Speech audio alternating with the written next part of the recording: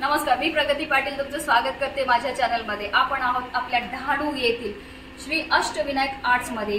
येथे शाडू मातीपासून बनलेले गणपती बाप्पा आपल्याला भेटतात। माझ्या पाठीमागे तुम्हाला दिसत असतील विविध प्रकारचे गणपती बाप्पा आहेत। तर दादा, सगळ्यात पहिला तुमचं नाव सांगा। मी आनंद जगदीश राणा। तर दादा, हा कारखाना तुमचा आहे बरोबर की नाही? आता थोडंसं तुम्ही माहिती दिली तर बरं पडेल। हा डहाणू येथे कारखाना आहे माझा। डहाणू स्टेशन पासून 4 किलोमीटरच्या डिस्टन्सला कारखाना आहे। डहाणू फोर्ट येथे।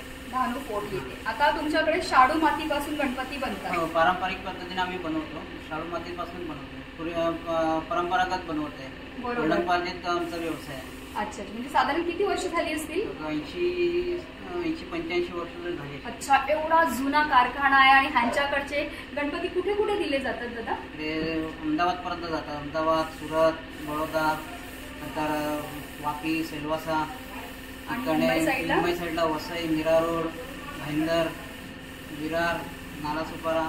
म्हणजे प्रचंड मोठा ह्यांचा व्यवसाय आहे आणि काम सुद्धा खूपच छान आहे। बघा, एक गणपती बाप्पांची एकदम सुंदर अशा प्रत्येक मूर्तीमध्ये तुम्हाला काहीतरी जिवंतपणा दिसणारच आहे। धन्यवाद दादा।